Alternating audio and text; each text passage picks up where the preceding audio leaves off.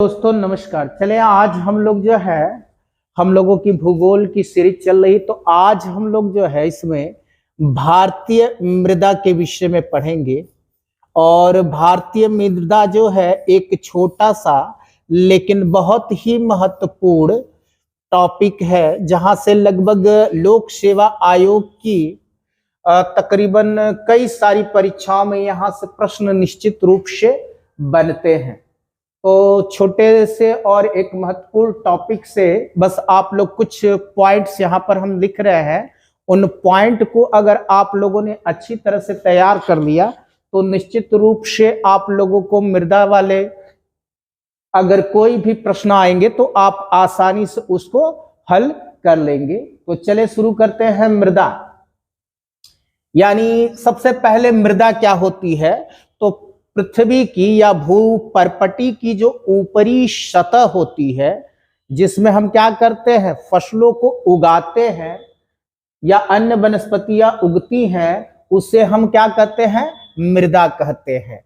अच्छा, अब हम मृदा को भी एक विज्ञान अगर माने तो कह सकते हैं कि मृदा जो है, ठीक है, इसका जो अध्ययन है, मृदा के अध्ययन को पेडोलॉजी कहा जाता है। तो ध्यान रखेंगे, मृदा के अध्ययन को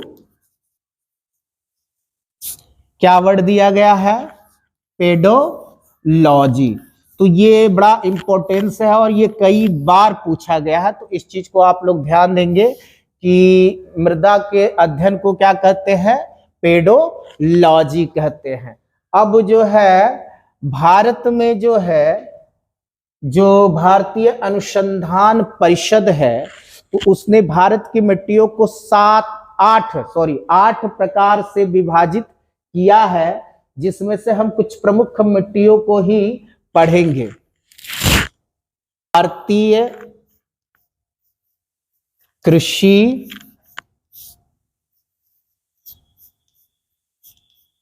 अनुसंधान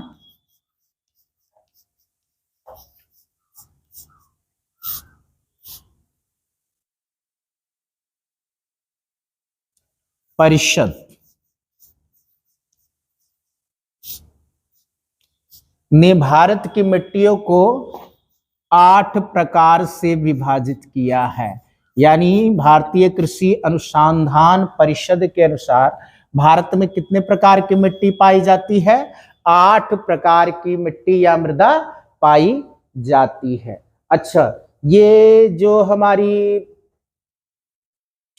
मृदा है, इसके कुछ प्रमुख प्रकारों में सबसे पहले हमें जो पढ़ना है वो है जलोढ़ मृदा।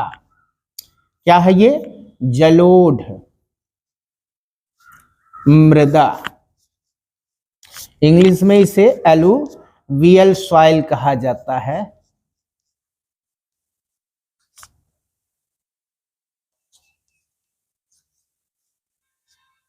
ध्यान देंगे, ये जलोढ़ मृदा भारत के जो है 22% क्षेत्रफल पर पाई जाती है। तो हमारी जो जलोढ़ मृदा है भारत में कितने प्रतिशत क्षेत्रफल पर पाई जाती है? 22% क्षेत्रफल पर पाई जाती है। अच्छा, फिर हम जो जलोढ़ मृदा होती है, ये अत्यधिक उपजाऊ मानी जाती है।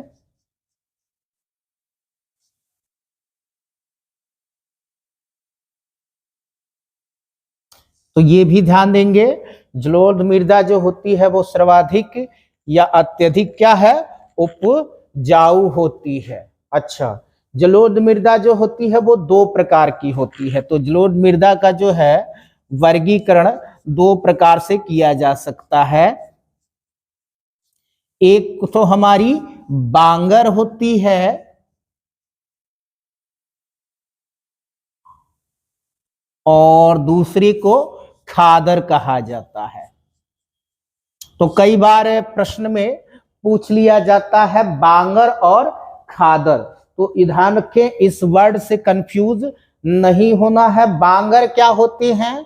अच्छा, बांगर वो मिट्टी होती है जहां पर हमारा जो बारिश का पानी है या नदियों का जल है प्रतिवर्ष नहीं पहुंच पाता, यानी ऐसी मृदा जिसका नवीनीकरण नहीं हो पाता और धीरे धीरे इसकी जो उर्वरता होती है वो क्या होती है, घटती जाती है। तो पुरानी मृदा को, यानी हम पुरानी जलोढ़ मृदा को बांगर मृदा कह सकते हैं। और दूसरी खादर, तो खादर वो हमारी मिट्टी होती, जलोढ़ मृदा होती है जहां पर नदियों का या बारिश का जल जो है प्रतिवर्ष क्या होता है, पहुंच जाता है और इस तरह से इस मृदा का क्या होता जाता है, नवीनीकरण हो जाता है।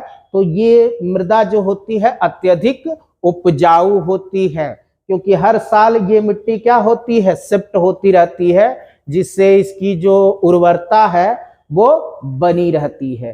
तो ये ध्यान देंगे, बांगर क्या है, ये पुरानी जलोढ़ मृदा है और खादर क्या है, ये नवीन जलोढ़ मृदा है। तो इस चीज को ध्यान रखेंगे। अच्छा, फिर हम बात कर लेते हैं जलोढ़ मृदा जो होती है भारत के किन किन जगहों पर पाई जाती है। तो सबसे ज्यादा इसका कंसंट्रेशन हम कहाँ देखेंगे, उत्तर प्रदेश में, अपने उत्तर प्रदेश, बिहार, पंजाब, हरियाणा। तो इन राज्यों में हमारा जो है बांगर, ये जलोढ़ मृदा पर्याप्त मात्रा में पाई जाती है। ठीक है, चले हम अब अगली मृदा के विषय में बात करेंगे। और अगली मृदा जो है बड़ी ही महत्वपूर्ण मृदा है, क्योंकि वह से कई बार जो है लोक सेवा आयोग, उत्तर प्रदेश लोक सेवा आयोग में प्रश्न आया है। तो चले उसको देख लेते हैं। दूसरी हमारी जो मृदा है काली मिट्टी,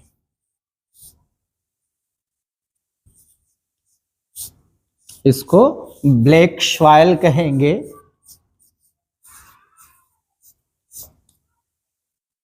तो हमारी जो दूसरी मृदा है वो क्या है, काली मिट्टी या काली मृदा, इंग्लिश में इसे क्या बोलेंगे, ब्लैक सॉइल कहते हैं। अच्छा, ये जो मृदा है इस पर हमने जैसा कि पहले बता चुके हैं कि कई बार यहाँ से प्रश्न बनते हैं और ये लोक सेवा आयोग का एक तरह से पेट क्वेश्चन है। अगर मिट्टियों से कहीं प्रश्न बनते हैं तो ज्यादातर संभावना होती है कि वो क्या से बनेंगे, काली मृदा से ही बनेंगे। अच्छा, काली मृदा का जो निर्माण होता है ये बेसाल्ट चट्टानों के टूट फूट से होता है। तो ध्यान रखेंगे, काली मृदा का जो निर्माण होगा वो किससे होता है, बेसाल्ट से। बेसाल्ट जब टूट फूट जाता है तो उसी से इसका निर्माण होता है। अच्छा, दूसरी बात इसमें जो है आयरन यानी लोहा, एल्युमिनियम,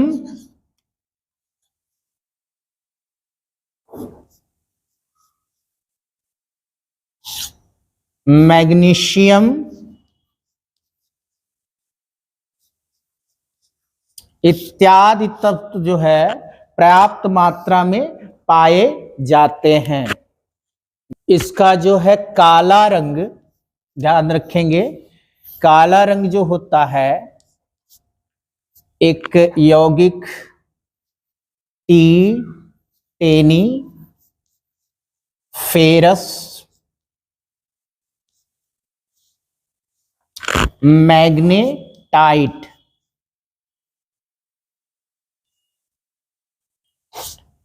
और जीवाश्म की वजह से होता है।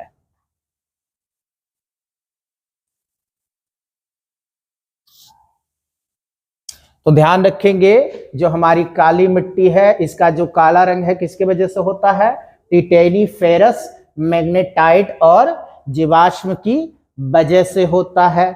अच्छा, फिर इसका जो है एक कॉमन नेम बड़ा प्रचलित है, इसको रेगुर मिट्टी भी कहा जाता है। तो ये वाला प्रश्न कई बार पूछा गया है, इसको रेगुर मिट्टी के नाम से भी जाना जाता है या रेगुर मृदा कह सकते हैं। क्योंकि ये जो हमारी काली मिट्टी है कपास उगाने के लिए सर्वाधिक उपयुक्त होती है। तो ये ध्यान रखेंगे, काली मिट्टी में सर्वाधिक किसकी खेती होती है? कपास। इसीलिए इसको जो है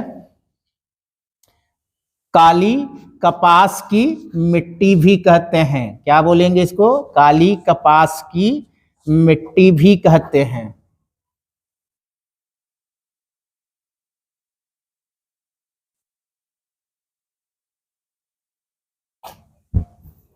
हाँ,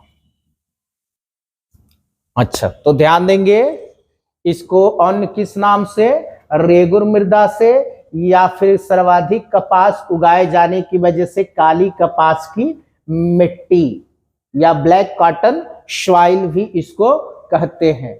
अच्छा, इसमें जो है जल धारण की क्षमता सर्वाधिक होती है, तो ये ध्यान रखेंगे। काली जो मृदा है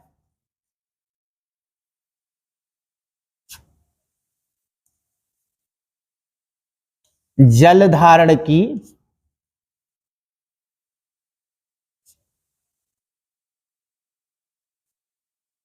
क्षमता सर्वाधिक होती है। तो एग्जाम के व्यू से ये पॉइंट भी बड़ा इंपॉर्टेंस रखता है, तो इस पॉइंट को भी आप लोग नोट रखेंगे कि सर्वाधिक जो है जल धारण की क्षमता वाली मिट्टी कौन सी है? हमारी काली मिट्टी या काली मृदा है। तो यहां से ये 2-3 पॉइंट हैं जो अक्सर एग्जाम में पूछे जाते हैं, जैसे इसका दूसरा नाम रेगुर मिट्टी वाला और सर्वाधिक जल धारण क्षमता वाली मिट्टी। तो ये 2 क्वेश्चन बहुत बार बने हैं, तो निश्चित रूप से आप सभी के लिए फायदेमंद है। अच्छा, अगर इसको देखें तो कहां कहां पाई जाएगी? स्थान अगर इसका देखें काली मिट्टी के लिए तो गुजरात, महाराष्ट्र, आंध्र प्रदेश, लेकिन इसका सर्वाधिक जो है सांद्रण हमारा गुजरात और महाराष्ट्र राज्यों में पाया जाता है। तो ये जितने भी काली मिट्टी से संबंधित प्रश्न बनते हैं जो किसी न किसी प्रतियोगी परीक्षाओं में पूछे जा चुके हैं, मैंने यहाँ पर नोट कर दिया है। आप लोग इसे अच्छी तरह से देख लीजिएगा, ताकि अगर इस टॉपिक से आपका कोई प्रश्न बने तो वो प्रश्न न छूटे। चले अगली मिट्टी की तरफ बढ़ते हैं। अगली हमारी मृदा है लाल मृदा, या लाल मिट्टी भी से कहेंगे। तो यहाँ बस हम 1-2 टॉपिक ही देखेंगे, 1-2 बिंदु ही देखेंगे। तो सबसे पहले लाल मृदा का जो लाल रंग होता है ये लौह ऑक्साइड की वजह से होता है।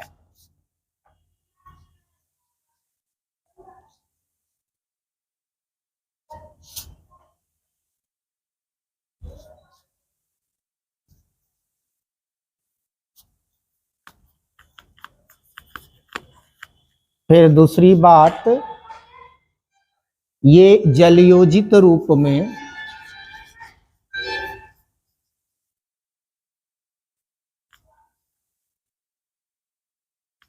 पीली दिखाई देती है।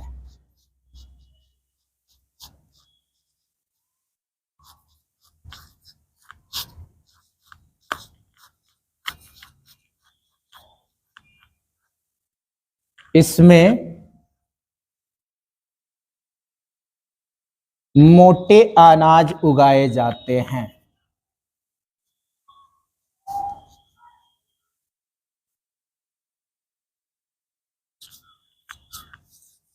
अब मोटे अनाजों में हमारा ज्वार, बाजरा, रागी ये सब आते हैं। तो ये मिट्टी जो है मोटे अनाज उगाने के लिए सर्वाधिक उपयुक्त होती है। तो बस लाल मृदा में ज्यादा नहीं देखना है, हमें देखना है कि लाल मृदा का जो लाल रंग है वो लो ऑक्साइड की उपस्थिति के कारण होता है, लेकिन ये जलयोजित यानी जब जल में घुली होती है तो इसका रंग कैसा दिखाई देता है? पीला दिखाई देता है। और ये मिट्टी जो है मोटे अनाज उगाने के लिए उपयुक्त मानी जाती है। चले अगली मिट्टी, जो मिट्टी है लेटेराइट मृदा। तो थोड़ा 1-2 बिंदु हम लोग इसके विषय में भी जानेंगे, ज्यादा नहीं। तो इसका जो है निर्माण जो होता है वो जो मानसूनी जलवायु है, वो मानसूनी जलवायु की शुष्कता एवं आर्द्रता